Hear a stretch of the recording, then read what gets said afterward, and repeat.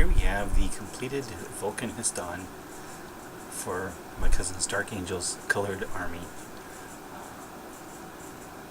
Filming this in full HD so I can zoom off just how bad my paint skills are. So anyway, turn off the autofocus here. So first thing I'll talk about, let's get a pointer. This works for a pointer. Yeah, this spear here, it's just the same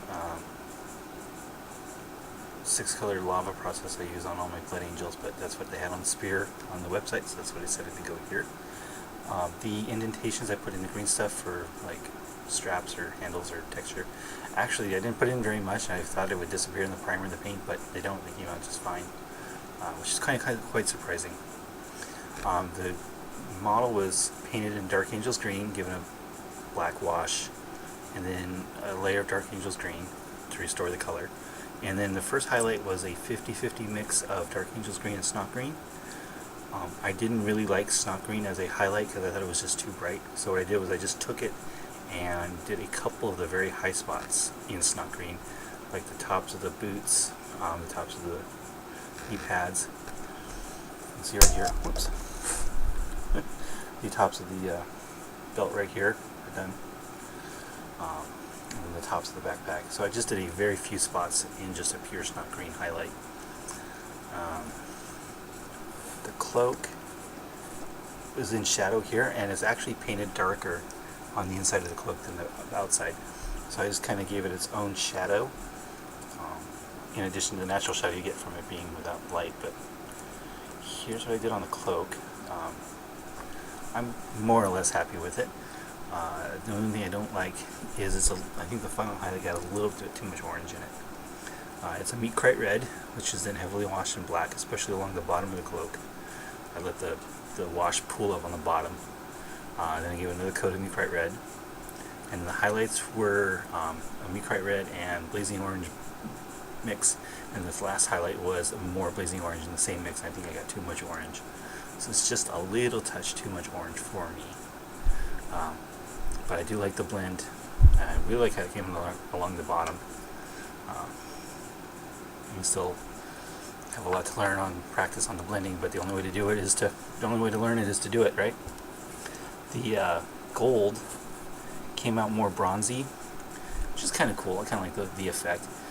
You get a base coat of scorched brown, and then a mix of scorched brown and shining gold, and then a shining gold, and then I did like 2 or 3 layers in shining gold, but not entire layers. They were one layer of shining gold and then a highlight of shining gold, because shining gold is pretty transparent, so it kind of like was highlighting itself. And then the last highlight was a chainmail and shining gold mix, and then the whole thing got a wash of sepia, the Griffon sepia.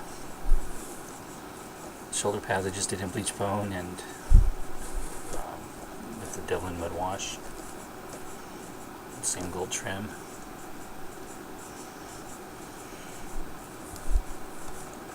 Base is done in scorched brown, snakebite leather, graveyard earth, and bleach bone.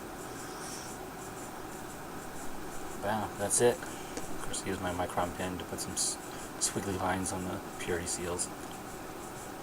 So yeah, overall I'm very happy with the way he came out.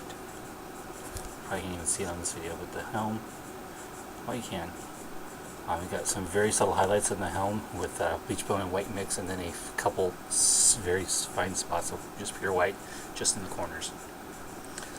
So yeah, that's what I did. Oh yeah, for the inside of the cloak I just took the same mixes, the same colors, and just added a little bit of black, just to darken up the same highlight colors. It came out brownish, which is fine because you can't really see it, and it looks like it's in shadow, which was the point. So yeah, painting the inside of the cloak darker colors than the outside of the cloak gives you that illusion. Yeah, I really have no complaints. So I'm filming this on Monday. It'll go up on Thursday after I give it to my cousin. So yeah, Dark Angels, Vulkan He'Stan. Thanks for watching.